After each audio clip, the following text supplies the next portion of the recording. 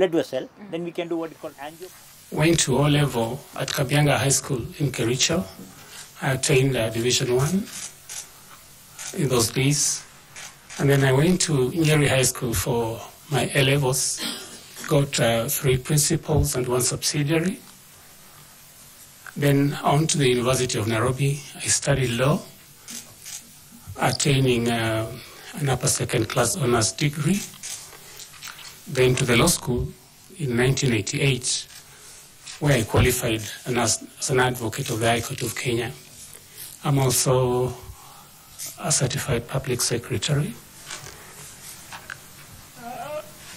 I began my practice shortly after admission with Hamilton, Harrison, and Matthews, where I worked for about 2 years. Then in 1990, I joined Wetangle and Company Advocates, worked for about 2 years, then found my own practice in the style of Wasilwa and Company Advocates, where I practiced up to 2004. And in 2004, Mr. Chairman, I joined the Nzoia Sugar Company as company secretary. I worked there for 5 years as company secretary.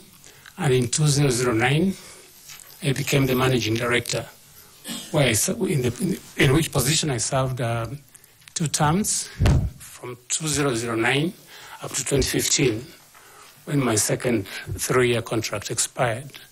And then I went back to the practice, but somewhere around 2022, January up to June, I was in Kisumu as a founding CEO of Kenya Sugar Manufacturers Association.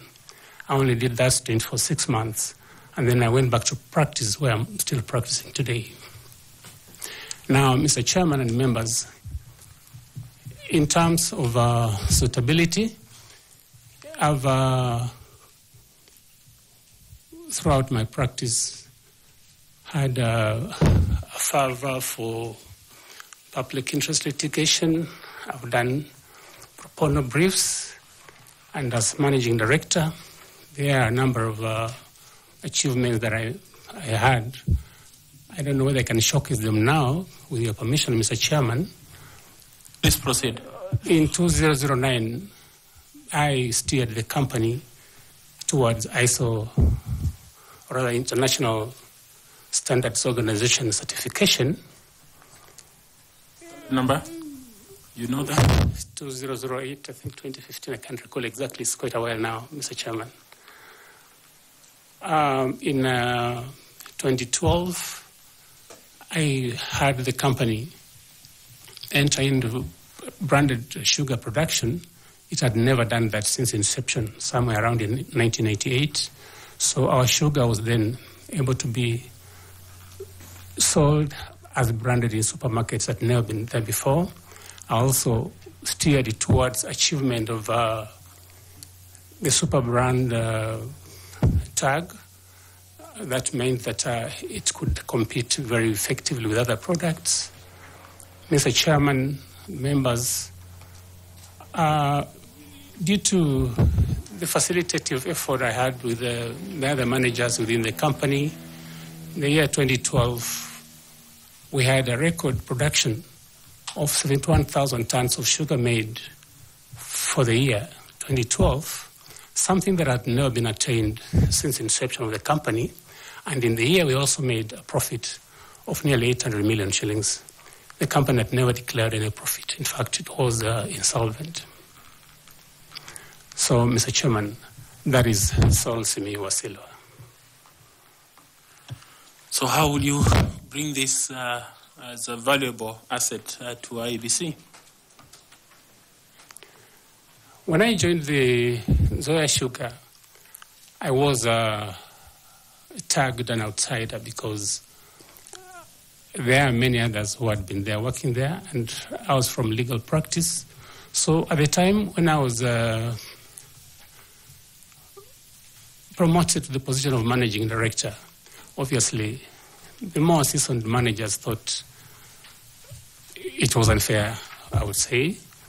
But I was able to harness the capabilities of all the senior managers, the engineers, the agriculture experts, transport experts, for us to be able to work together as a team to get these accolades that I've just indicated. In fact, to mention also that in the same year, 2012, in terms of good human relations practice, we were noticed by the Ministry of Agriculture. We usually had yearly congregations where companies would be given to say some congratulatory tag for either being perfect or good in audit. For that year, Nzoia Sugar was singled out as having wonderful human resource practices, and we were given that accolade. So to be able to attain high production, a production that had never been attained by the company before, it required skills to steer managers you have hardly worked with for a long time, to be able to see your vision and agree that you can work together for the betterment of the company. I think I can harness those skills that brought all these managers together for us to make the gains and achievements that we did at Nzoia Sugar Company. Thank you, Mr. Chairman and members. Thank you. Just out of curiosity, you made 71,000 metric tons in 2012, you said? Correct, Mr. Chairman. So was this out of the existing cane, or it was cane poaching? Because I noticed that this is the same time that Mumias was going down. Mr. Chairman, something else perhaps I didn't point out. There was never any cane poaching by Nzoia Sugar. If anything, the cane that was poached during that period was ours. And through, again, my collaborative efforts with the managers in agriculture, we managed to develop a lot of cane, and we had excess. In fact, we were giving out cane to Mumias Sugar, Botali Sugar Company, and West Kenya because of the excess cane that we had developed during my period. And even after the time I left in 2015, we had sufficient cane for milling. Congratulations. I want to ask Linda to ask you some questions. Madam Linda, please. Thank you, Chairman.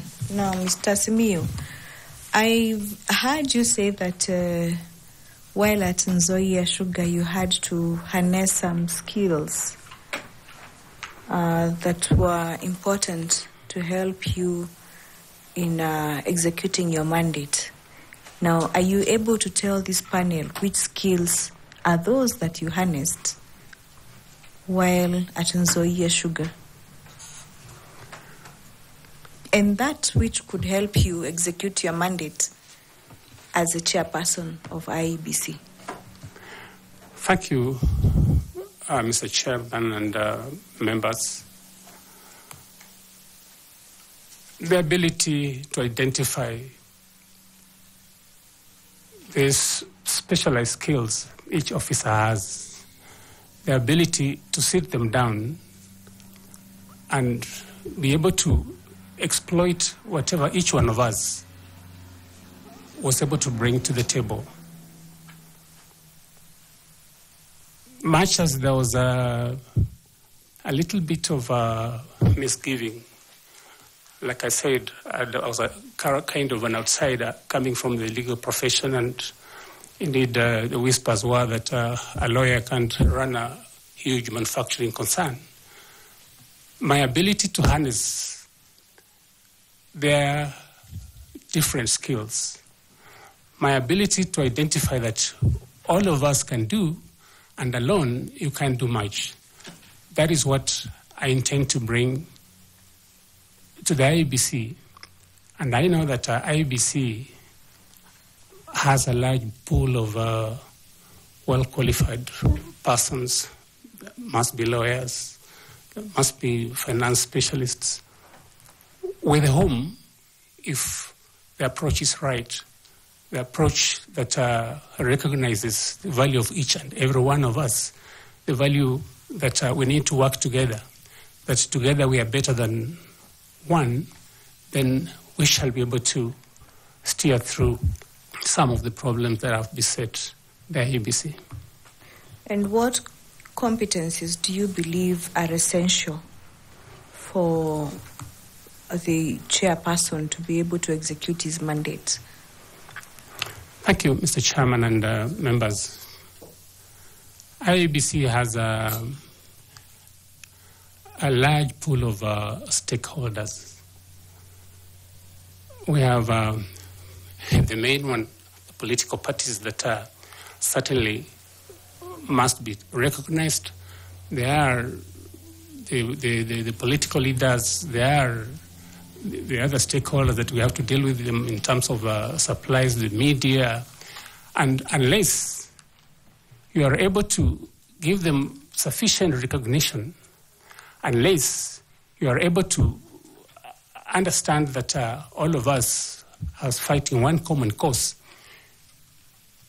and unless we are transparent in the manner in which we execute this mandate, together with knowledge spilling over to all the stakeholders in equal measure, then we stand the chance of perhaps being accused of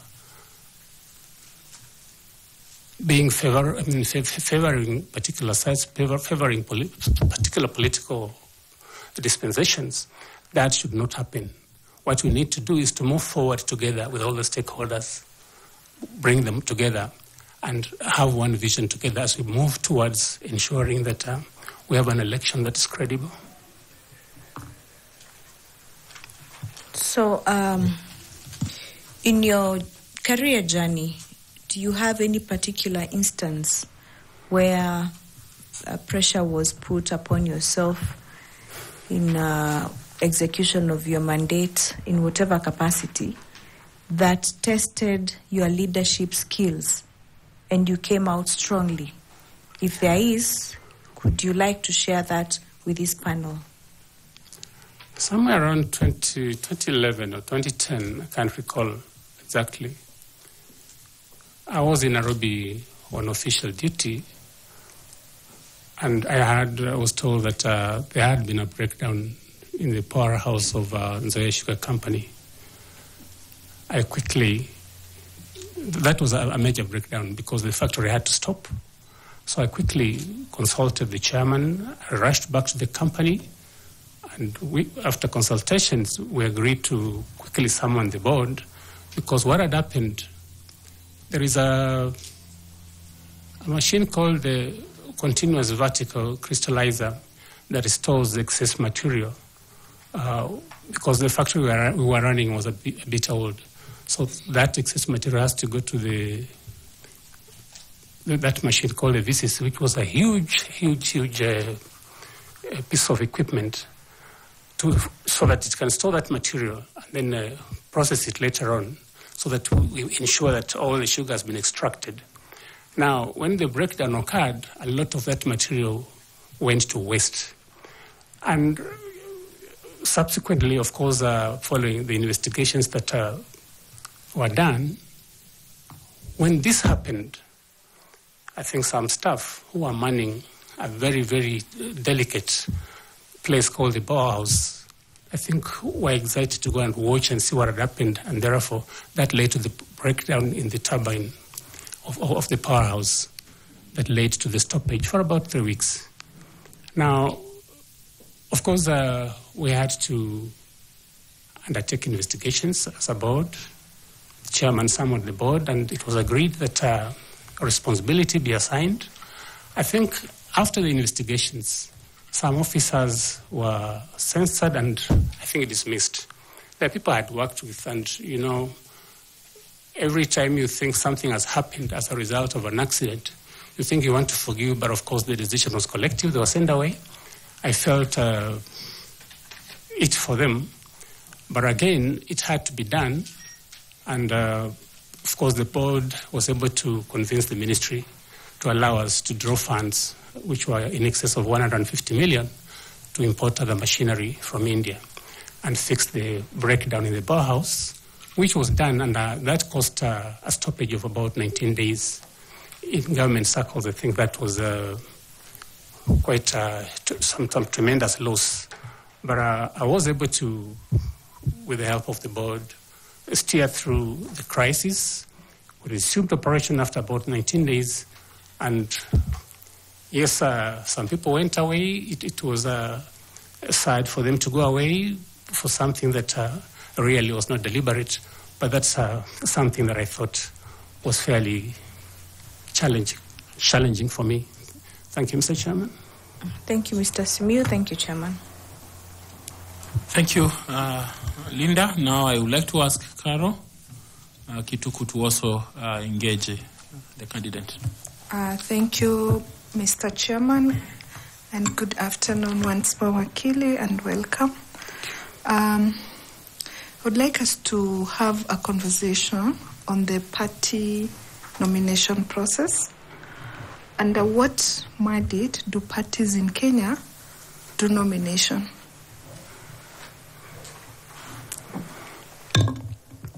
Yes, parties do.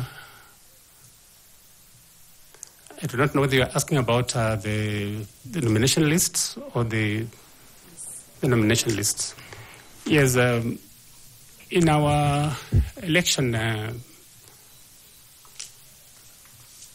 dispensation, there are certain realizations that have come that we need to be sensitive to the manner in which positions of leadership are distributed. And therefore, parties are given the privilege in the Constitution to nominate some members outside the elected ones to fill those positions that are meant to cushion against the 2/3 requirement in public service.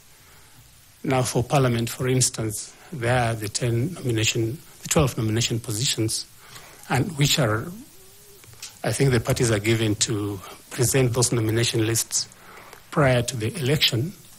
And depending on how the party fares in the election, the distribution of the nomination seats will be in accordance with how they are fared proportionally. That also applies to distribution of the nomination seats in the county assemblies under Article 177. And of course, that nomination mandate also has to take care of the requirement that the marginalized groups have to be considered, women have to be considered, the disabled and the youth. The law deemed it important that the party provide their nomination list, or what they call the party list, way before the declaration of results, or before the voting and the polling and the results. Why do you think this was necessary? Given our history, our electoral history?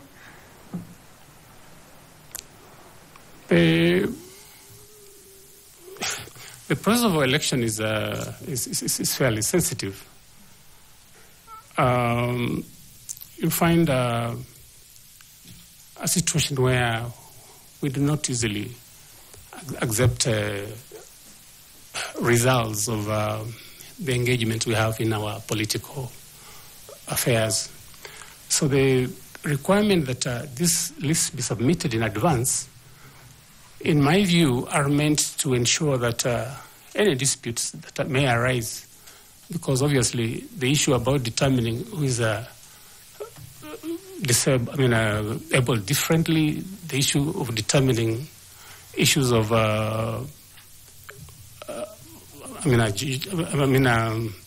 people are marginalized would be contentious. And if they're contentious, the earlier we start the process and listen to these disputes and resolve them before the elections, the better, because then we have little disruption in terms of the programs for the elections. Okay. So there have been allegations in the time past that most of the political parties tamper with the party list as was made before the elections. So why do you think that is so, particularly for the special seats? Sometimes, for me, it is just the issue of discipline. Sometimes it's lacking. The feeling that so-and-so perhaps is a better friend who would give more and more votes. And therefore, I do not think there is any real reason why they should tamper except for perhaps just some self-interest, that I didn't cater for a friend, we didn't cater for this particular region. Those are excuses that can be used, because the moment they sit to determine these party lists, I believe sufficient consideration would have gone into. But sometimes I think we're not sincere about ourselves, about the decisions we've made, because of maybe other ulterior considerations that come subsequent to the decision to nominate. Yeah. So, are there any legal reasons or grounds that exist that actually mandate parties to change their allocation for the special seats? Are there scenarios that can enable parties to do that within the legal framework? In my view, they can. For instance, if any of the persons who have been earmarked for that nomination, and perhaps from the manner in which the list has been presented is the one likely to maybe land at the seat of the marginalized or women or youth, he dies. If that happens, then obviously that is a reason that would be a good reason for seeking to change the list of the nominees. It's on the reason, circumstances, any more? Somebody can possibly choose to change party allegiances, and really there would be no reason to maintain that particular person on the list. And I think it will be a genuine reason that can advance a requirement to change the list that have been submitted. So let's move on to another area, which is technology. You know, the future, we are told, is IT. Technology is the future.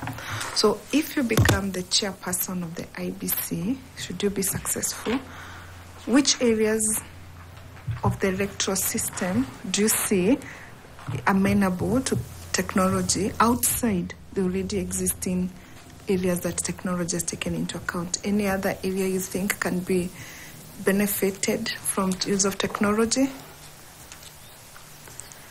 I want to insist on moderation on the technology that has been used. But before I do that, Mr. Chairman, with your permission, if I could just quote something that came out of the Gregula report, where Justice Gregula commented that as soon as the political elite realized that the cycle of violence, the cycle of unresolved election disputes will not leave us until unmitigated efforts are taken to plant some sense of integrity in our system are taken. That was after the 2007 elections. That if no serious concerted measures are taken, then moving forward, the cycle of violence, the cycle of rigging, vote stuffing would continue. That has continued. It happened in 2012. 2017, same scenario recurred. And even in 2022, that scenario recurred. There have been persistent complaints about verifiability of the election. Now, in terms of improvements that I think ought to be made on the technology deployed, my view is that I would insist from the technology team that exists within IEBC, or if it doesn't exist, if the brand of people we think ought to do it don't exist, pull them out from the many companies that are able to provide this technology, so that as we prepare for the elections, we virtualize every one of the 1,450 wards and dedicate a machine for each ward, and all of them ought to be based at the tallying center, the National Tallying Center. Now, in every polling station, whatever reports are coming out will be wired directly to the National Tallying Center in the machine that is dedicated for that particular ward. And this is how it will start. We ensure that as soon as the elections are closed, we take the tabulation of all people who have voted before the counting. And in every polling station, those figures are through a special gadget sent to the National Tallying Center in the computer that is dedicated to that particular ward. So, Mr. Wasilwa, without looking like I'm interrupting you, yes, I think that is currently what is happening. So we're looking at, outside what is existing right now, what else can technology help solve to bring in the credibility of the elections process? I through the chair, I plead that I be listened to on this one, because we've not in the past insisted that we take the tally of all the people who have voted as soon as voting closes. What usually happens is that we take the list. I mean, the people who have been counted. What I'm starting with is that as soon as voting closes, we know the number of people who have cast their votes. Whether they're spoiled, whether they're good votes, we take that whole number and wire it to the computer that is dedicated to that particular ward. After that, once the counting has been done, we take the number of those who have been counted in that polling station again, and they're wired to the same polling, the same virtual computer for that particular ward, so that all the 1450 wards, all the 1450 virtual computers will receive results from the specific wards they're representing. After that, once the counting is done, then the counted votes, an image is taken also and wired to the dedicated portals. And then the technology that will be best suited for this is satellite technology, where we would avoid a lot of failures like has happened with Safaricom and others, where particularly in remote areas it's difficult to get that information wired to the tallying center. If we use satellite communication, and I think Starlight is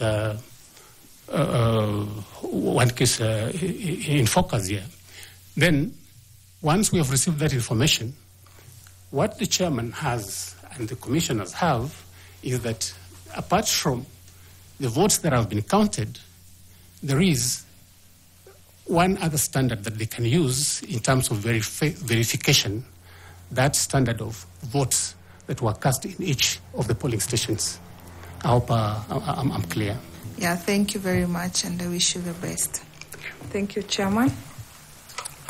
Thank you. We now invite Dr. Koki Muli to also ask you some questions.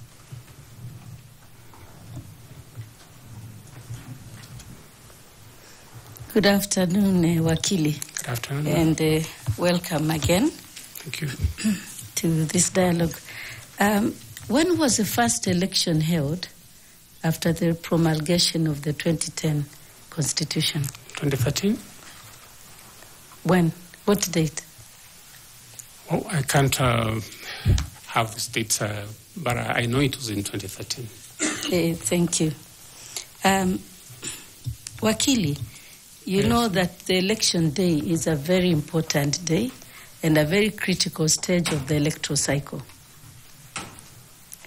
Can you tell the panel what activities take place during the election day and from what time? Polling usually starts at 6 a.m. Throughout the country, unless, of course,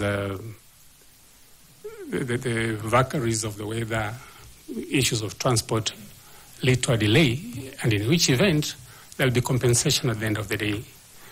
And as at that stage, officers of the IEBC would have set the stage. They have the machines for ensuring that the voters are identified, the register is there, and as soon as they open, then people come in, they're identified, they're given the ballot papers, they mark them, and depending on the, of course, right now I think there are about 6 positions, elective positions, then they mark them and drop them in the respective ballot boxes. After the voting has been done, that's at the end of the day, the station closes, as is the practice nowadays, and then, of course, the counting is done at the polling station. Once that is done, the results, those of the presidential election, are I think, filled in Form 34A and transmitted to the National Tallying Center. The results of the county governor, the county women rep, the results of the county senator are, I think, counted and declared at the county tallying center. The results of civic leaders in the past, now they're going ward reps, called ward reps, are declared within their respective wards.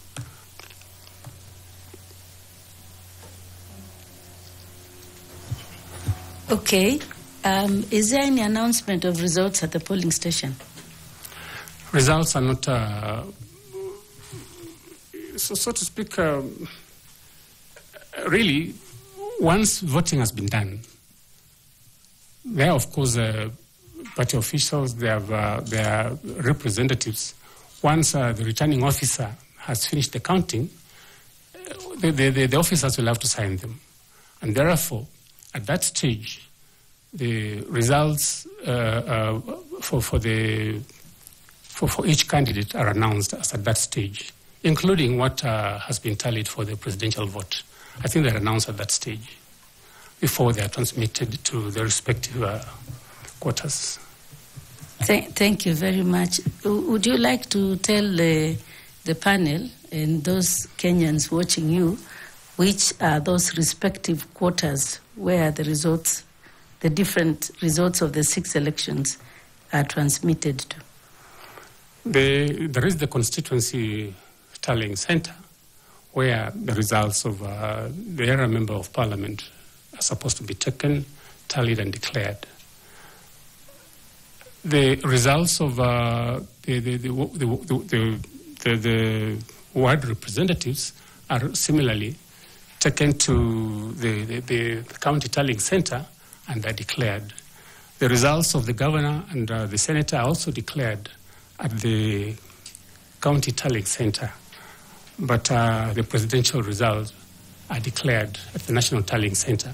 But after all parties that are represented in the election, that is, the agents have signed and certified that indeed that's the record of what was counted. Where are the results of the women rep taken? Don't take this as my inability to appreciate that they are a major component of our life and our elections. They are also declared at the county tallying center. Sorry, I I just overlooked that, not deliberately. No worries. That's okay, Wakili. During the election day, there are specific duties assigned to the chair of the commission and the members of the commission. Since you wish to become the chair of the IEBC, so if you are successful, what functions or what role would you be playing on the election day? My view is that on the election day, the chairman has, together with the commissioners, sit together at the National Tallying Center to receive the results.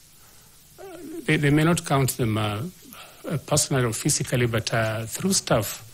Once the results have been counted, it is for them to have a conference and agree that these are the correct results, and then authorize the chairman to announce the results. But of course, we also know that the chairman has power.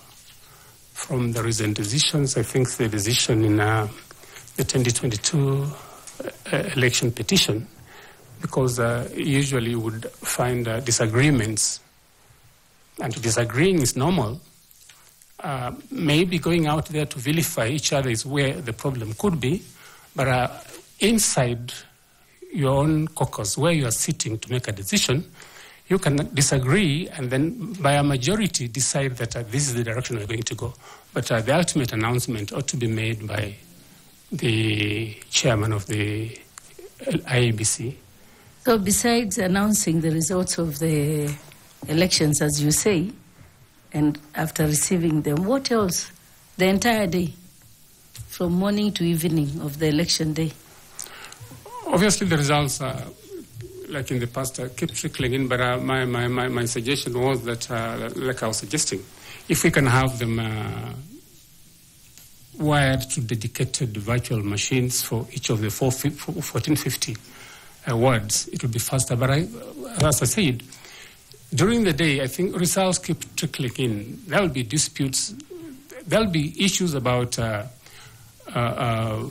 just monitoring what's happening, and I think giving information to the stakeholders, because the moment you don't give information and perhaps there are delays here and there, then I think that brews the suspicion that brings about problems. But they must be engaged to consult with whoever wants to consult with them as the results are being tabulated and aggregated, and give periodic broadcasts of what is happening.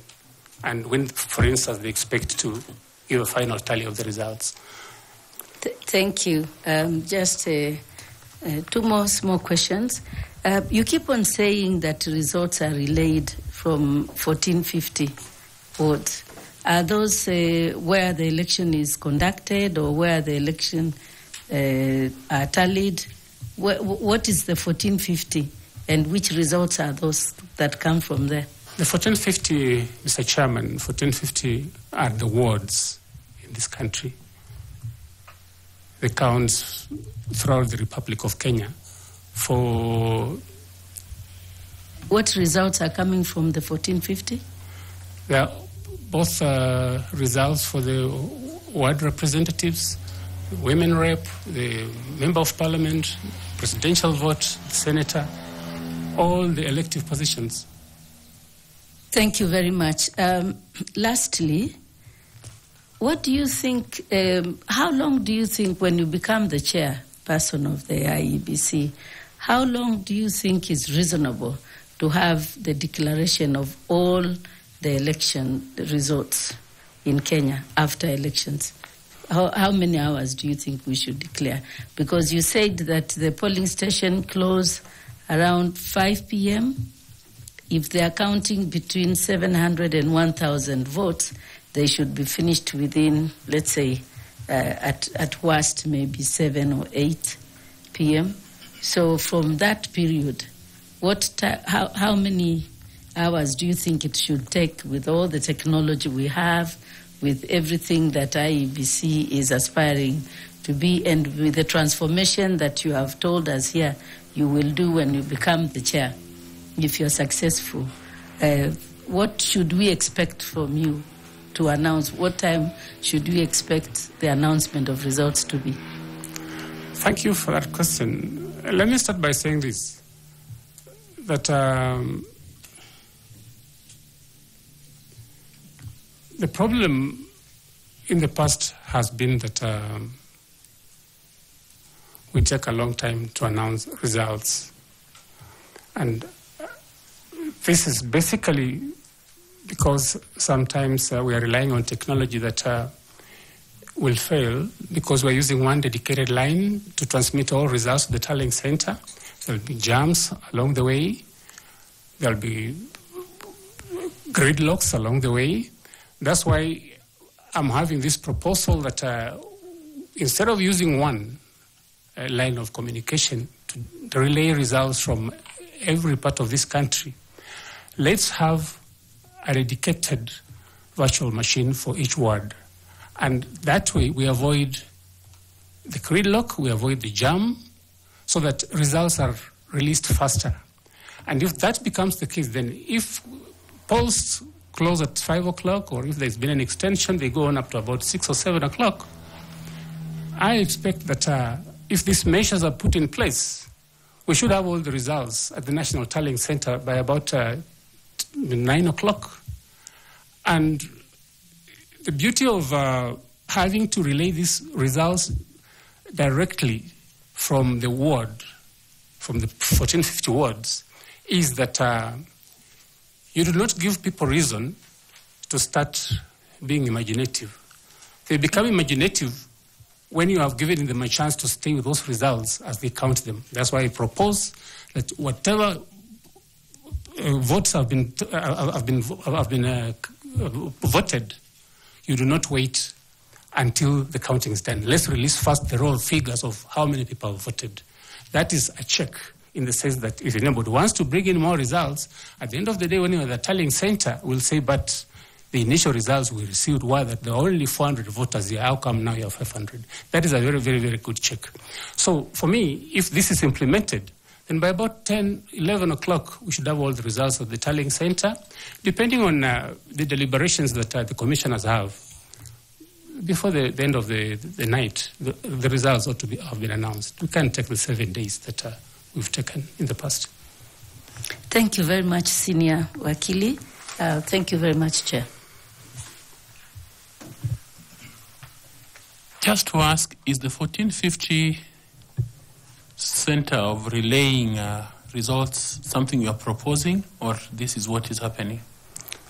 Mr. Chairman, it is initially I was asked what reform measure would you want to come up with in terms of result transmission, and that's why I said that if we get a dedicated machine for every ward, Okay. we will release the results faster, relay the results faster to the tallying center. It's what I'm proposing as a reform measure, not what exists at the moment, Mr. Chairman. Okay, thank you. Sorry, I was actually assuming that that's what exists. If you don't mind, what exists at the moment? That's the first question I was asking you, actually. At the moment, the results are all released using one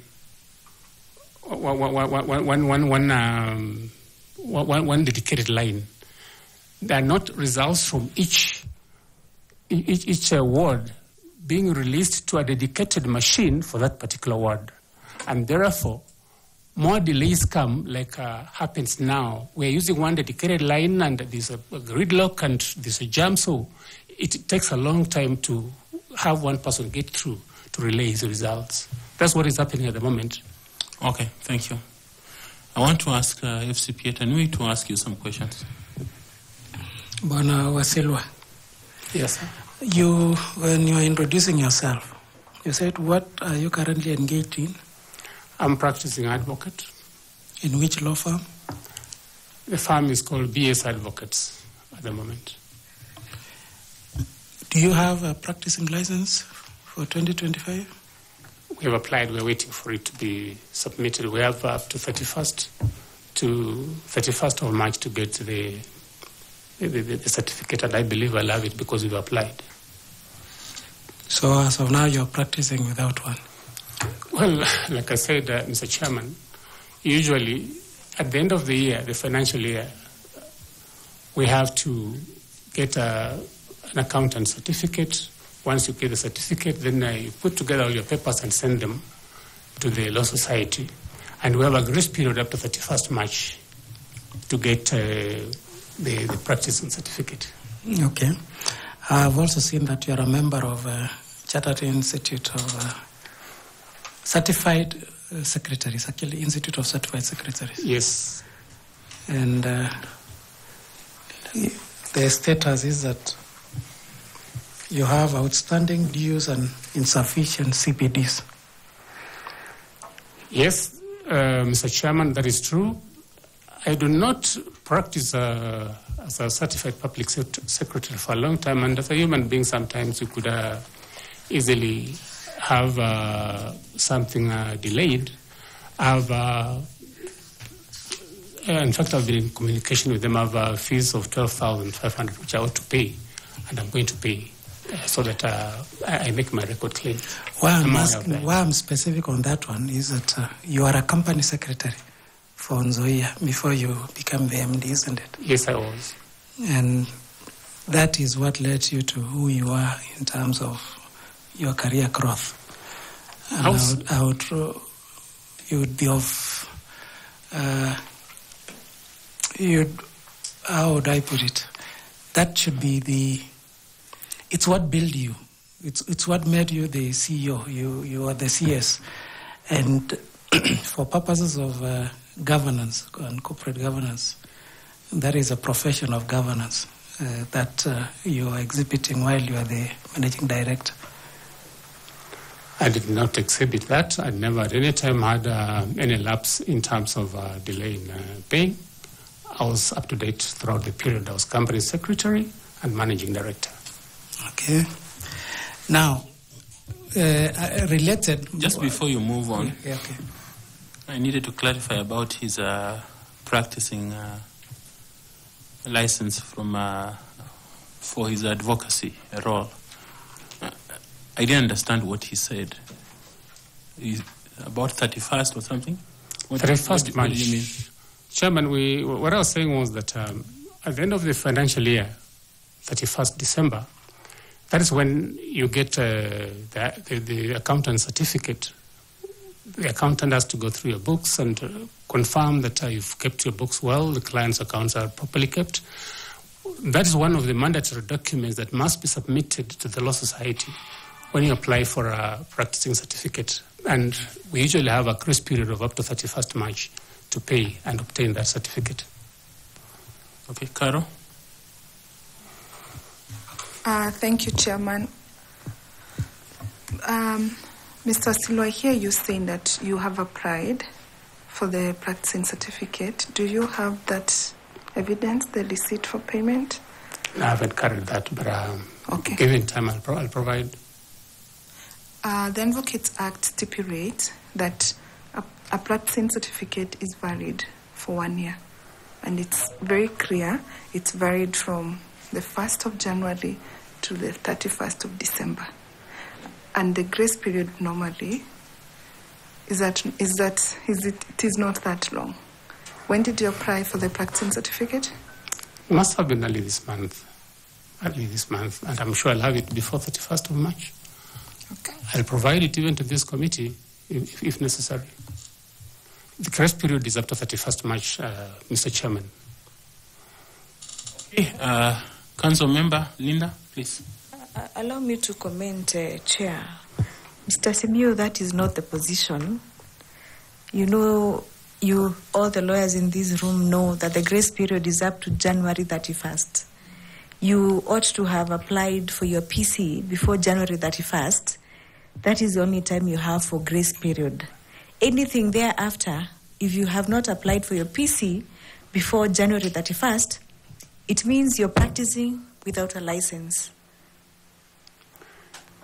Well, once you've paid, I believe, you've asked that I provide the payment receipt, then you are good to go.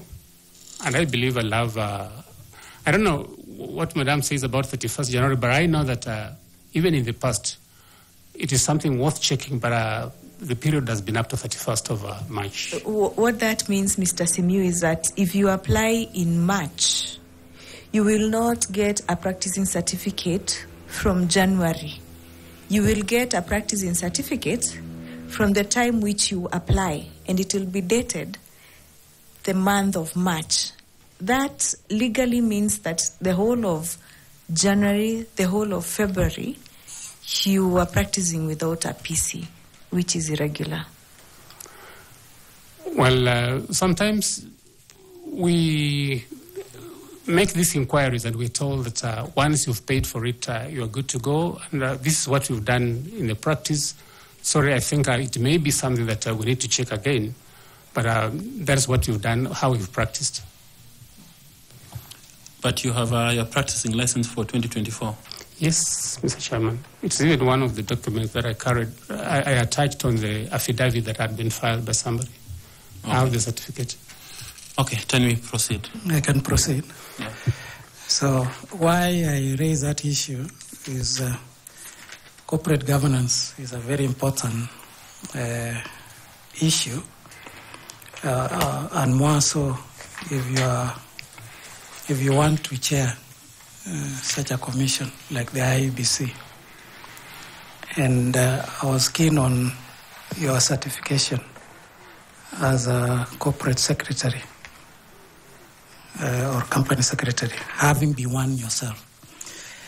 Now, one of the key features or one of the instruments of good corporate governance is an audit committee. And I would expect that during your tenure as the CEO of Nzoia Sugar Company, you must have had one. But now it's a legal requirement under the PFM Act that all commissions, including IEBC or IEBC included, should establish an audit committee. Why was it necessary to legislate the establishment of audit committees, more so in bodies like Constitutional Commission?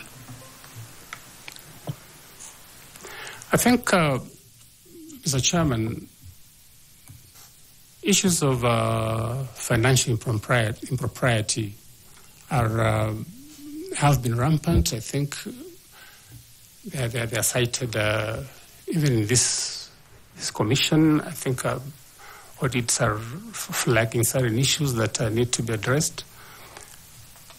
And the Public Finance Management Act also provides strict requirements in terms of the responsibility placed on public officers, so that once the coming into place of an audit committee is really meant to help the institution in terms of fidelity to propriety in financial management. And I think that may be the reason why it was made necessary that institutions have audit committees. We had an audit committee in Nzoia when I worked there. So is it something that as a chair, of what value will it be to you as a chair of IEBC if confirmed?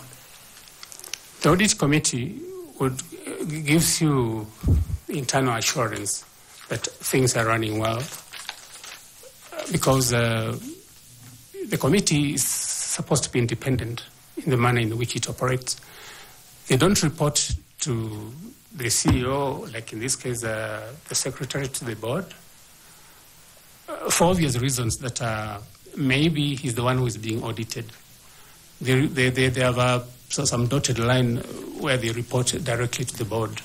And if there are any issues that are going on under the table that maybe the CEO may not want to disclose, those would be disclosed in the audit committee, and I think can be sorted out before they're escalated out to the National Audit Office. I think it is very useful for the commission to have that audit committee, because then it raises the red flags and the early warnings come from the internal auditor, who would say that if we continue like this, this is bound to be a problem. I think it is a very necessary committee for operations of this institution. Thank you. And my last question is that you will be joining, if confirmed or if appointed, you will be joining a commission where you as a chair and the other 6 commissioners will be new. There is already an existing secretariat in place and technical officers. So how will you, as a chair, be able to work together with the new commissioners,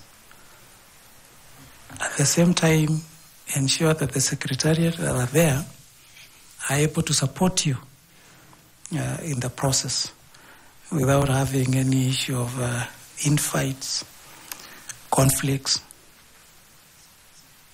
and create cohesion and harmony within the commission?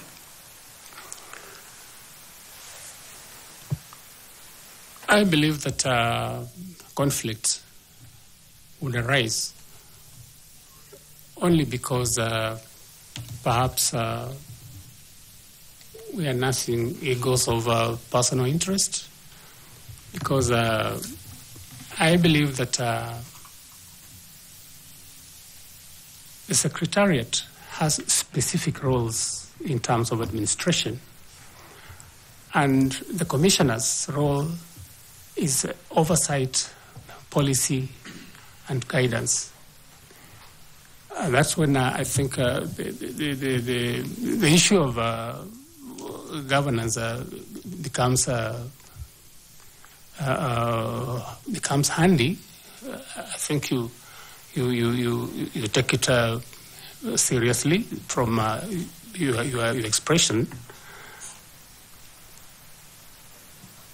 There ought to be a delineation between what the Secretariat does and what the Commission does in terms of policy. But I also know that the chairman of the IEBC has kind of executive power, so that maybe if that is led to persist, it may bring about the kind of conflicts that are perhaps became apparent during the tenure of the late Chief Kati, may God rest his soul in peace, together with Mr. Chilova, so that in fact it led to one of the officers going. So that is something that must be addressed immediately. If indeed the chairman has any executive powers, those powers should be left for the powers of execution, should be left to the Secretariat, with the CEO being the Secretary of the Commission, and let the commissioners remain up there for giving direction and guidance. If we stick to that role, then I wouldn't see any situation where there will be a conflict, say, look, the delays in procurement of this gadget has been as a result of the failure by the chairman to approve this, to refuse to sign this. Let the Secretariat be given powers to do what they ought to do, and let the Commission remain at that respected level of merely giving guidance, policy guidance. If there is any aberration that is noted on the part of the Secretariat, I think the committee, the Commission has powers to take appropriate action, but it should not delve into actual work of administration. That should be left to the Secretariat. And if there is any lacuna in the law, that is then something that must be addressed in the first instance when the new Commission takes over. So, Bwana Wasilwa, now what will you be doing 8 to 5, Monday to Friday, and because you are full-time commissioners? You as a chair is full-time, the 6 commissioners are full-time, So what will you be doing? 8 to 5, Monday to Friday, January to December for 6 years, if you are just oversighting and staying up there? I think the commission is what I would say more or less of a hybrid, in the sense that the work of the commission is so extensive, touching citizens from all corners of this country. That being the case, I do not subscribe to the view that there will be nothing to do if we are left at policy level. There are issues, for instance, of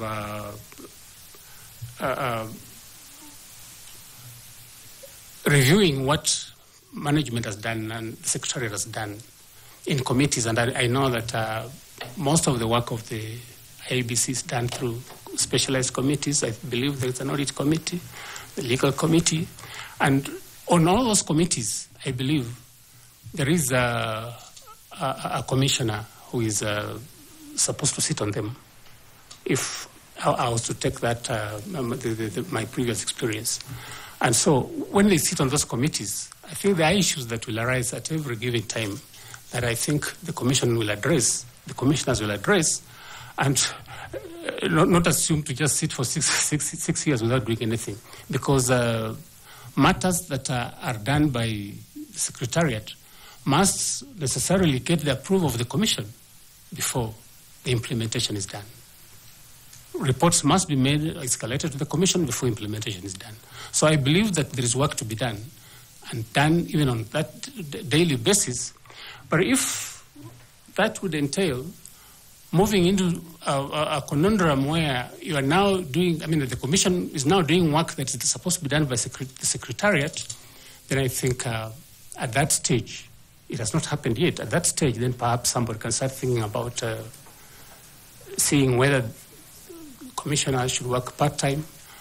But knowing the problems that the commission has, knowing the limited time that it has, for instance, for organizing the next election, I believe that a full-time occupation for the commissioners is necessary at this stage. But if, for any reason, there is a reason to believe that perhaps they are being paid for not so much work that is being done, then I think policy should shift, and we said now I think we sit as on a part-time basis. Wish you well. Thank you, Chair. Okay, before I come to you, Madam Linda, please. Thank you, Chair. Now, Mr. Simiyu, I would like to take you back to the matter of the PC, because part of our work as a panel is to ensure that we have a very honest chairperson who will be able to give Kenyans transparent and accountable elections. And also to caution you that there are several lawyers in this panel, and therefore the questions that I ask, kindly be honest about them. So you say that you have applied for your PC for this year. I say so, Mr. Chairman. Do you have any CPD points for the year 2024? Yeah, I'd love to check, but I've attended some of the programs. Did you attend any CPD seminars or webinars last year? Yes, I did. Have you checked your portal this year?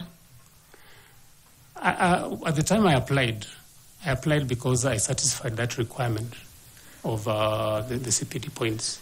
You are aware that even as we sit here, we can be able to get into your portal and check whether you have your CPD points for Yes. last year? Yes. Will you be surprised to know that last year you have 0 CPD points and you require 5 CPD points to be able to apply for your PC for this year? That would surprise me because I attended those programs. Are you aware that the LSK portal that you use to apply for your PC is an automated system which will not give you an invoice unless you have 5 CPD points for 2024? Mr. Chairman, like I said, I have applied, and the only reason I applied is because I was satisfied that I had the points. Thank you. Thank you, Madam Linda. And now go to Evans Misati to pick up from there. Thanks so much, Chair. Simiyu, I'm sure you are aware we are doing this because we are doing it on behalf of Kenyans. The position of the IEBC chair needs a lot of public scrutiny, so don't be surprised what is happening. Now, I want to take you back to where you said you have been in leadership positions or in charge of institutions. Have you had any experience working with a highly technical secretariat before? And how did you balance the effective oversight without micromanaging either the secretariat or the staff, if you have had any experience? Because you have said you have been in managing director, CEO, or something of that kind. Where I worked as managing director, I was the one in charge of the team to execute. So really, I would delve in and understand what managers were doing and guide them. I was sitting on the board as a secretary, but my actual mandate was to be the manager. I'm the one who liaises between the management and the board and to report what is happening on the day-to-day management of the affairs of the company. That was my responsibility. So really, the issue of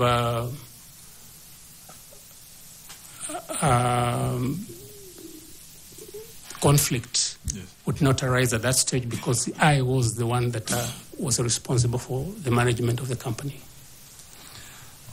Yes. Now, let me ask you another question related to the party agents. You know, if we're going to conduct elections in 2027, you are aware that candidates will be able to have agents. From your understanding, what are the challenges you can cite that are facing the issue of party agents, given that, you know, these are the witnesses, as you are the delivery, these are the witnesses who witness on behalf of the candidates. So are you seeing any challenges with the issue of agents, and what are the measures to mitigate any of those challenges? The problem of party agents and the nature of our engagement with them, I'm afraid in some parts of this country, it is purely who can pay what you can pay. Sometimes they're not very honest. We have heard stories of a party that has gone to an election and they didn't have any agents, even when they had accredited agents to the IEBC. So it is all a question of what we want our elections to give us. It is all about the education we can give our people to understand that that 200 shillings you're being given to sabotage an election will not help you. You are better off doing the honest job so that you get the leaders that would come into position to help you improve your lot. But unfortunately, the problem we have is that sometimes they put money matters, and that you can easily, crudely put by the agents and have them do nothing even when they're there as you do anything. So the issue of party agents, I think we need a lot of civic education.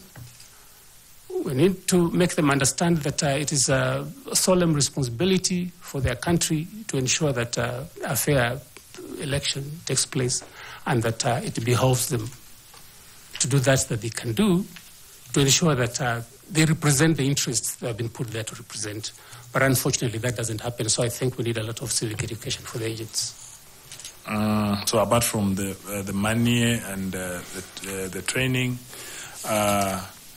so what will you propose as we move, apart from that training, as we move? If you are the chair of IEBC today, you have a meeting maybe with the stakeholders, the political parties, what will you propose to the candidates in regard to the agents?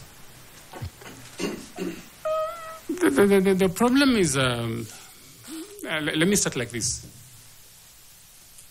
The biggest problem we have in this country is competition for elective positions. We think guarantees the goodies to come on my side, in my house, to my tribe, to my county. That competition is what breeds problems. It's not even this agent. Because, like you would recall maybe 2 or 7 elections, I think it's the worst sin that you can ever experience, where the chairman of the commission says, I don't know what is happening, I don't know what's cooking, maybe the results are being cooked. So that this competition for the prize, that's the presidency, is what percolates down to even agents to want to behave like, so what, so and so give me 10 shillings, you give me 20, I can even switch allegiance. And for me, the cure for this is that I was thinking I would propose, if I were privileged to sit in this commission, that maybe we look for a real shift in the manner in which we do our politics. The 2010 Constitution brought some benefit in the sense that devolution has dissipated some of the fire that usually exists when people think getting the presidency will give them everything they require. So that some fruits have been taken to the counties. Can we think, for instance, of, and I think that has been touted before, a rotational presidency? Or can we give more power to the counties so that... Sorry, we are diversing now. Okay. We want to talk about the issue of agents and the solutions you are proposing as a chair of IP. Way of looking at it, maybe in terms of improving the systems of voting or and other things, maybe if we can have IT, electronic systems, so which does not need the agents, the manual. So let me go to my last question. Can you comment on that? You want to comment on that? Just to clarify what I was saying. Yes. That if the mindset can't be changed and you're choosing to work on the agents to make them look like saints when all other players are doing things their own way, we will not get anywhere. That's what I was trying to say. I'm sorry. Now, assuming you find favor with this panel and you are the chair of IEBC, what would be your priority action or things to do before the 2027 general elections? Just mention a few. There's the issue of boundary delineation. I think that's the number one priority. The issue of the by-elections that are pending. People have been disenfranchised because of there not being this commission in place. But also, as our first step, I think we need, as a new team, to understand what our responsibilities are. You won't just move in and start going to Isebania to try and work on the boundaries. We'll need to get initially an understanding of the operations, the guiding principles, the guidelines in terms of how the commission operates. Once we have understood that, then of course, like I said, the immediate issues would be planning for the next election, the issue of delineation of boundaries, which is overdue, and I think constitutionally, I don't know, that something has to be done to get the mandate to go on with the exercise of delineation, because the 12 years are long gone. The 12 years the Constitution requires within which boundary delineation has to be done. So that is a priority. By-elections are a priority. Just getting to understand what needs to be done so that this team can move forward as a team, again, that is a priority. Thanks so much. I wish you well.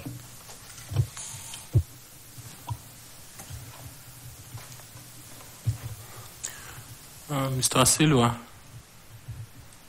what would be involved in boundaries delimitation, if that was your priority before 2027?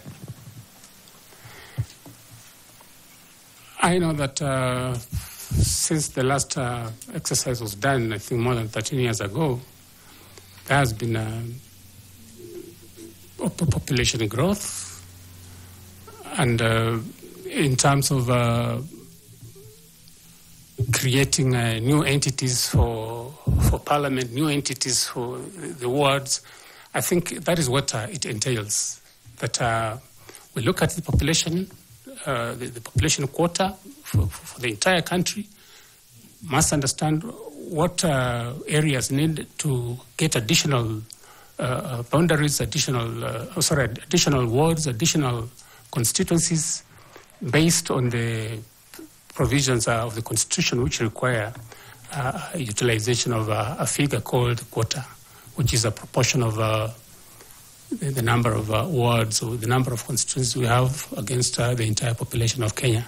Once that is determined for each area, then we would look at it in terms of the numbers of the people, the geographical reach, cultural issues that would require that the people want to remain together as one entity. So those are the issues that must be looked into in terms of the new population demographics.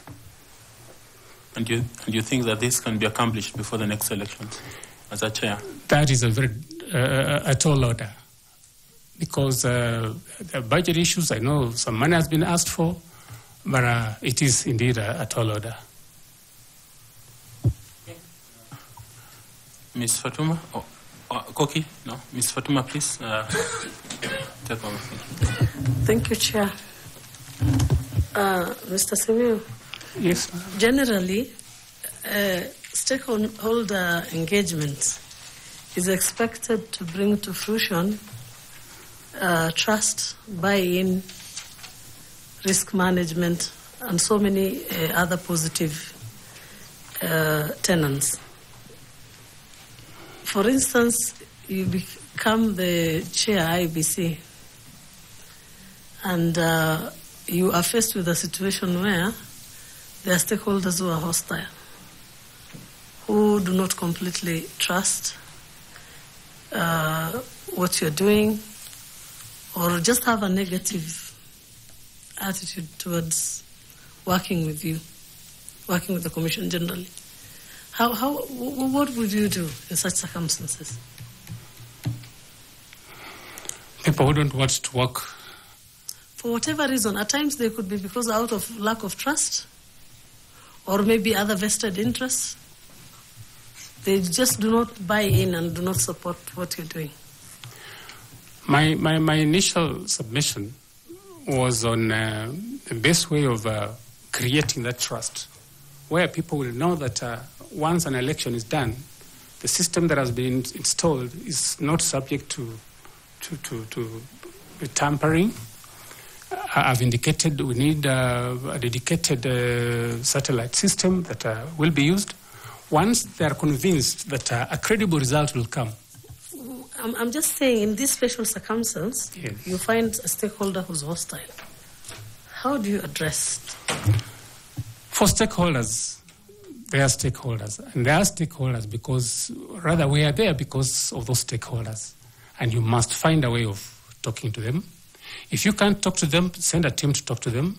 If you can't have a team to talk to them, let the elders talk to them. But for God's sake, there's no way you are going to avoid any particular segment of the stakeholders, because then they're the ones who are going to explode tomorrow. If they come to the office screaming fire, you are responsible because you are in the office. You must face them. But if you don't think you will face them, because these things are going to occur unless some of these steps that we are talking about are taken, don't try to look for the job. But be there, face them, tell them this is what we're doing. Even if you're doing nothing, that of course, from their perspective, they think you're doing nothing, but at least you must be able to meet them and talk to them, listen to them, and find ways of addressing the issues there. Because, of course, they won't be unreasonable to just come and start a fire unless there's really something that they believe in. Like, for instance, when they believe somebody's stealing the election and they come and explode. So that constant communication, that constant engagement with them, and the ability to go before them and explain what is happening, I think it is important. But if they have come now and are breathing fire, I believe that you must just find a way of talking to them. You can't run away because that is your responsibility and somebody has to do it. Supposing you are unsuccessful, how do you protect the Commission's functions and ensure that you are able to conduct the elections and the outcome is unaffected? If these stakeholders, if you're not successful in convincing a certain portion of the stakeholders. That's what I'm saying, that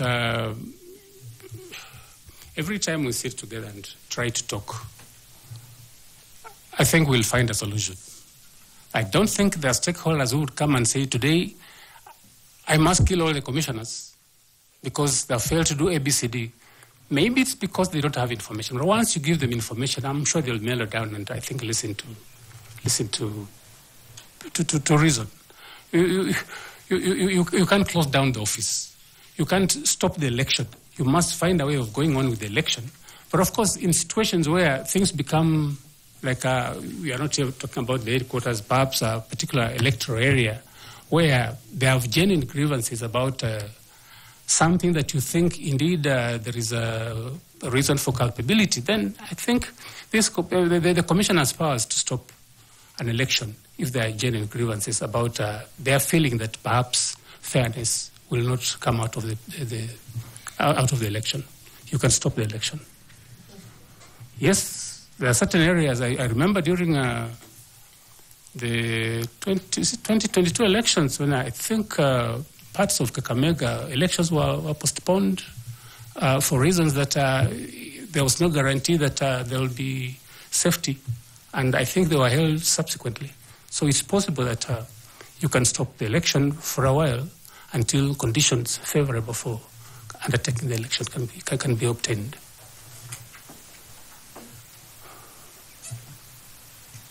Thank you. Now I want to ask Mr. Nicodemus Bore to ask his questions. Kindly, Nicodemus. Thank you, Chairman. Saulo. Yes, sir. I think the reason why Kakamega elections were stopped in 2022 was because the ballot papers there was a mix-up of ballot papers, not because of any insecurity or anything else. That's the reason why Kakamega and Mombasa, there was some issue on the ballot papers. And that's the reason. Yes, Mr. Chairman, I agree. That's just an information. What I was trying to say was that conditions may prevail that are inimical to holding a successful election, and they may not be necessarily about their big mixture of ballot papers. Any other reason, like extensive violence, can, I think, cause a postponement. True. You served as the MD of Zoya Sugar. Yes, for sure. For how many years? 6 years. And CS for how many years? 5 years. So you served at the management level, the top management, for a period of over 11 years. Correct, Mr. Chairman. At the same time, you were still running the BS and Advocate Company? No, I wasn't running it at that time. In fact, from 2004, I was running as Wasilwa and Company Advocate, and I had relinquished that to somebody else. So when I stopped working, that's when I went to join into the partnership of BS Advocates. Okay. So remember, the sugar sector in Kenya has faced persistent challenges, including financial mismanagement and low productivity of sugar and sugar cane. and the governance issues, and sometimes even farmers' discontent.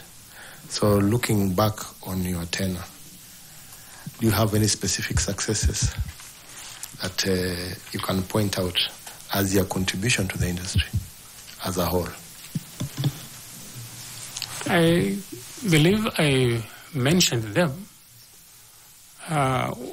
One that stood out was the fact that when other companies had no cane, my collaboration, my coordination with my managers in agriculture had developed a lot of cane, both in the Outgrower Reach and the nucleus estate, that we never lacked cane while I was the managing director. And indeed, these issues of cane, lack of cane, came after about 2016 when I had left. But even when it was acute for other companies, Nzoia still had cane. So cane, as an issue, was we didn't have a problem with cane. Again, I mentioned that during my tenure, we had ISO certification. We were acclaimed as the best company in terms of HR management in 2012 by PS Kiome then. Then, of course, we had a break into a super brand and I think branded sugar. And, of course, the highest production ever since the company was incepted in 1978. And we made a profit for the first time. So those are, I think, the achievements.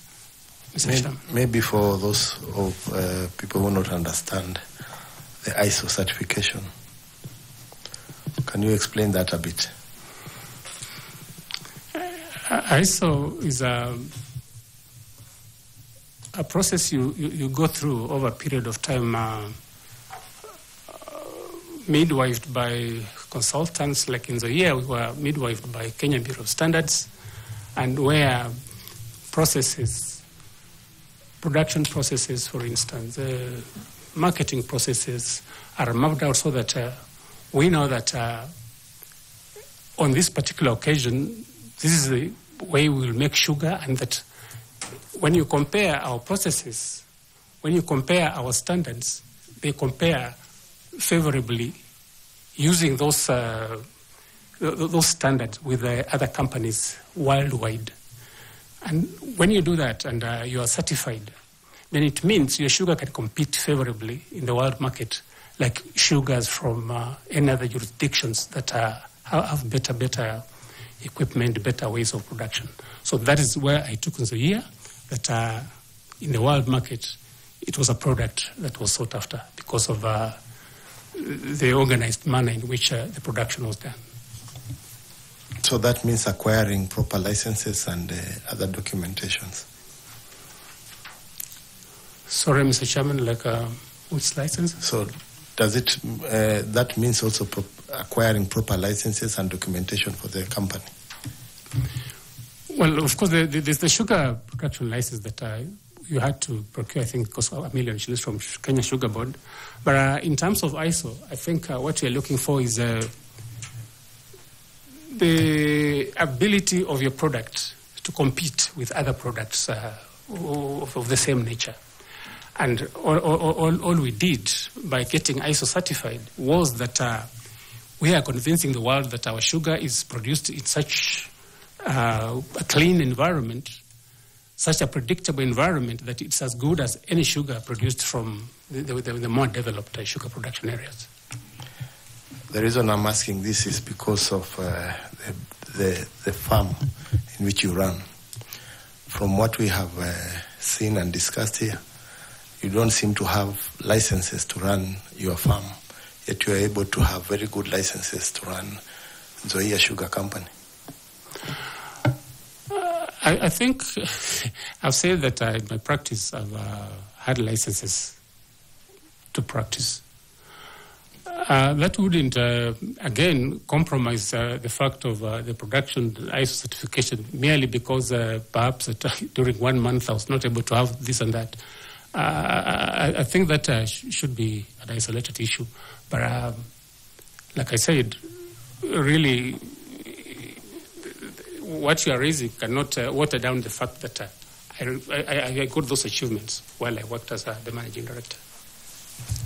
The isolated case seems not to only affect you, it also affected your clients because we have a memorandum or an affidavit sworn by one Professor Okumu Wafula, who is accusing you of not having a practicing license. Yes, you picked fees for defending him. Is there any information about that? Chairman, I've been asked about a 204, and I said I had a license. I've even annexed it on that document. I received the affidavit. It was sent to me by officers of the Secretariat. I did an affidavit in response, which I submitted, and it was acknowledged. And all I can say is that as an advocate, you give advice to a client. It may not be what he wants to hear. And the mere fact that the client doesn't want to hear your advice or to take your advice doesn't mean that you are incompetent. It may be a difference in opinion. It is not proof that you're incompetent. I only gave advice, and perhaps if the chairman allowed me, I would say amplify what is in the affidavit. But all I'm saying is this, that the situation was that he was going to be struck off the case, and the opponent be given rights to administer the estate of the deceased person if we didn't take the action we took. And the man was in the UK. So we took the step after talking to the other beneficiaries in the estate who agreed that instead of having this man take over the administration alone, let's include whoever is objecting to be part of the administration of the estate. And that's what I did. I did nothing wrong. I took the advice I thought was in the best interest of my client. So the attached affidavit includes an attachment of from LSK. It indicates that Wasilwa Saul Simiyu, number P105/1780/88, working at BMS Advocates, practicing year 2024, practicing status inactive. That's true, Chairman. That document, I looked at it, but I have annexed the certificate of the practice certificate on my response for that particular year. Thank you, Chairman. Okay, Prof. Please take Chair, even as I start my session, I might request the Secretariat, if at all they have the response from Wasilwa, if they can avail it to us, because the only thing I see in this file relating to a practicing certificate is for the year 2022. So if there's any other practicing certificate of 2024, the Secretariat.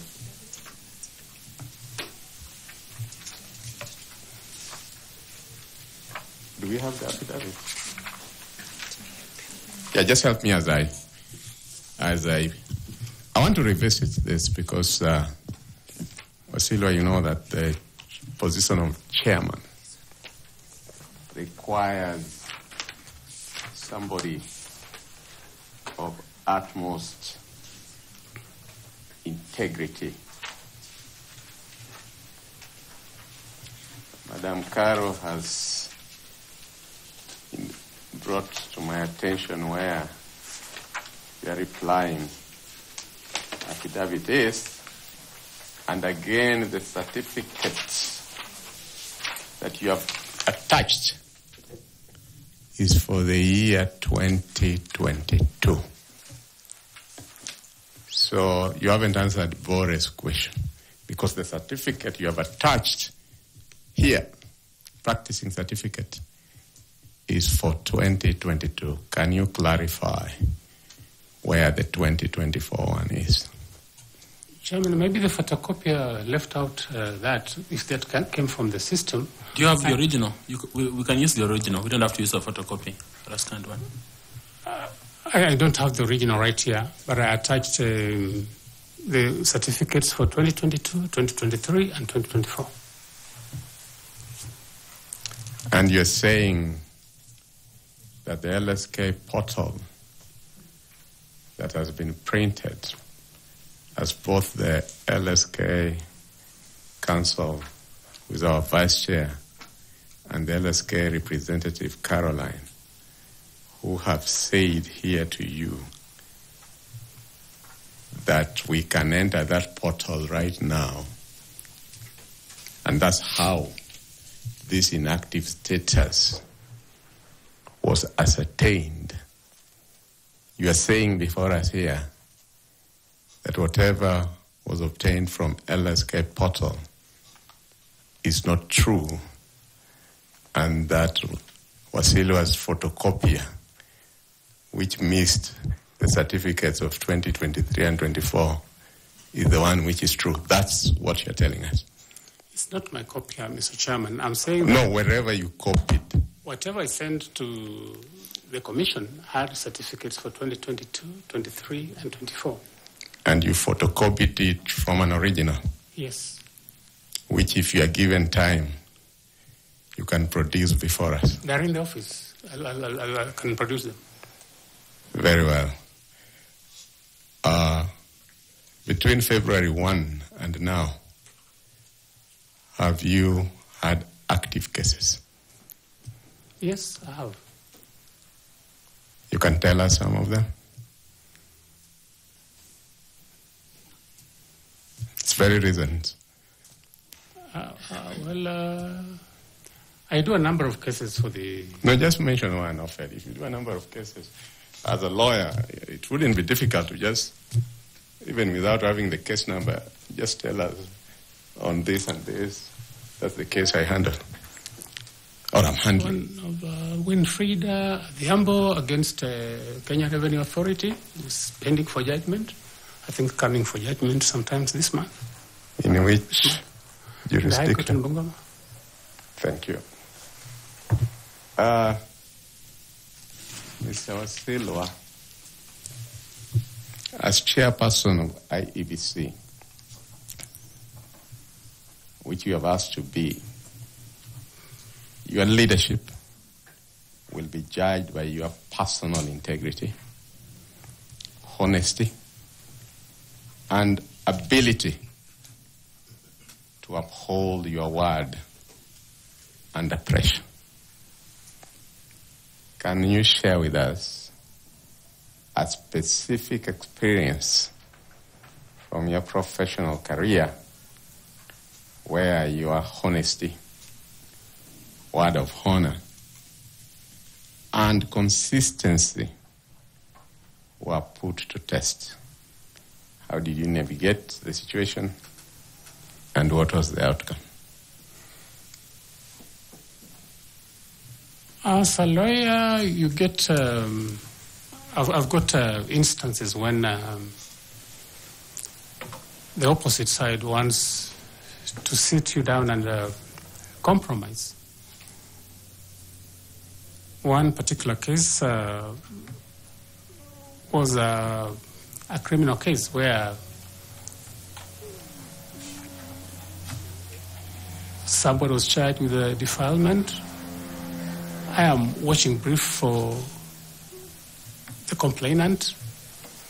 The girl was about 13 years old, and she was actually defiled, dropped out of school. She was pregnant, and somebody said that my continuing to act in the matter is inimical to his interests because he was likely to be jailed and he was an employee, that I should accept some amount of money and withdraw from the case. But I didn't withdraw from the case. Went on, he was convicted and sentenced. So I think those are instances that you meet when you practice law. Just as my colleague Bori intimated to you, the sugar sector in Kenya has faced persistent challenges, including financial mismanagement, low productivity, governance issues, and farmer discontent. Looking back on your tenure, what lessons did you learn in navigating the challenges of the sugar sector, and how would those lessons shape your leadership approach if you are appointed chairperson of the IEBC? The sugar industry is sugar is sweet as a product, but sugar attracts very bitter politics around it. I pointed out when I began that when I was appointed managing director, questions were asked loudly whether a lawyer can manage a sugar factory. But I managed it for 6 years successfully. I insist that at the time I left, it was a going concern. It had money in the bank, staff were being paid, contractors had been paid in full. I had done annual maintenance, which usually takes anything upwards of 500 million shillings to do from the time I took over until the time I was leaving. So really, I did my best, but amidst the politics around the sugar industry. Sugar is the only product which has sugar barons, like drugs. And so it shows you how vitriolic it can be, how dangerous it can be to work in the sugar industry. But somebody has to do it, and I did it successfully. Thank God that I managed. But all I can assure you is that I managed to circumvent the politics around it because it was so political. I managed to pay farmers, and there were no complaints at the time when I was working as managing director. That record is there. The record of profit making in 2012 and the record production of 71,000 tons is there in the company's books. So really, yeah, I think I have sufficient resilience to withstand political tornadoes and run the institution I did. Thank you very much. Thank you. The sworn affidavit that Bore read was claiming about your lack of certificate in 2021 when you got the instructions. Did you have a practicing license for 2021? Chairman, I had. Okay. But the person who was going to court and representing your client was your partner, not yourself.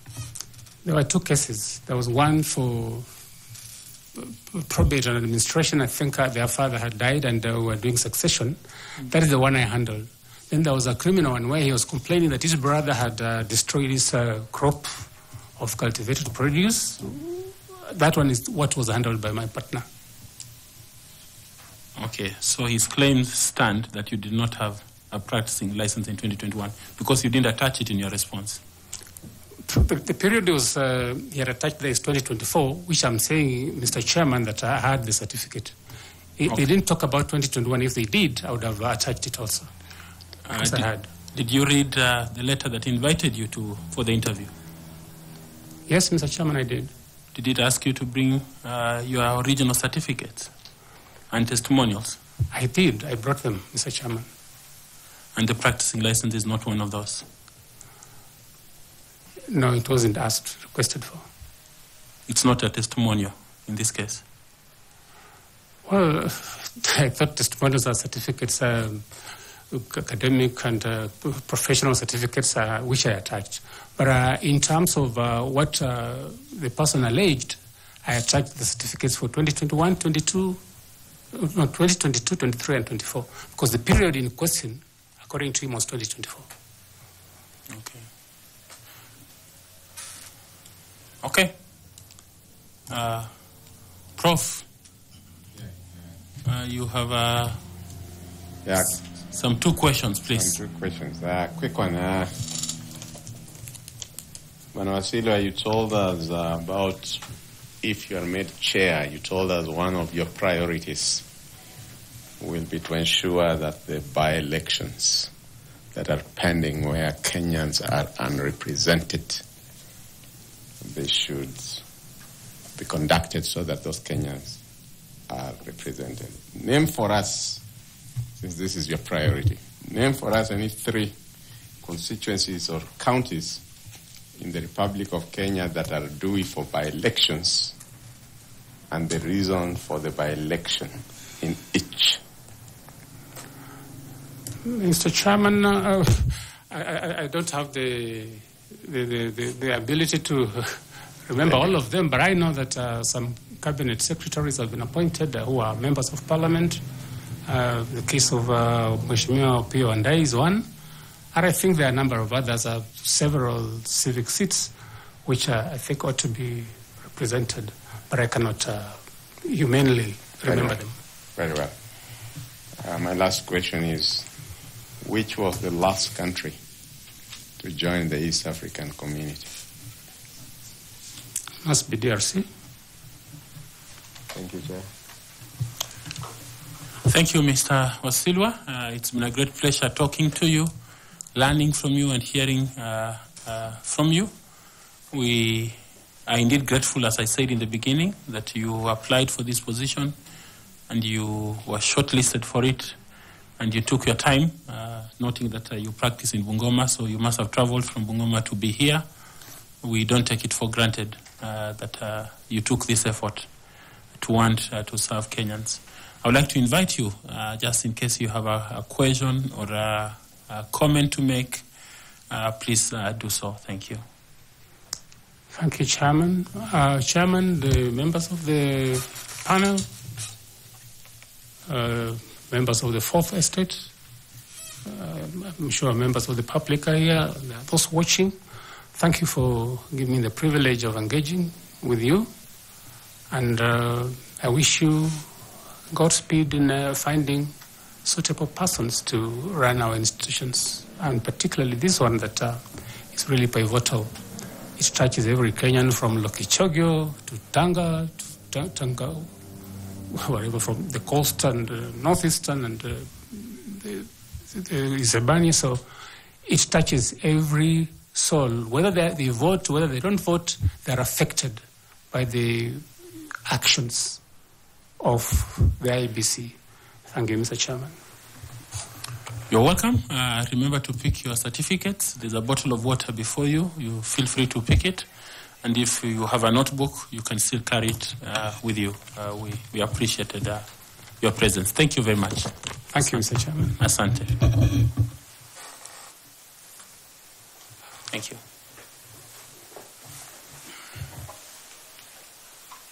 Thank you.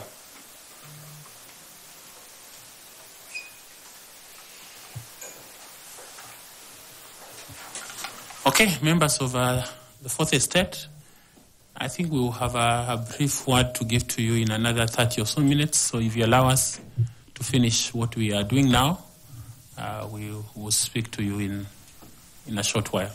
Thank you.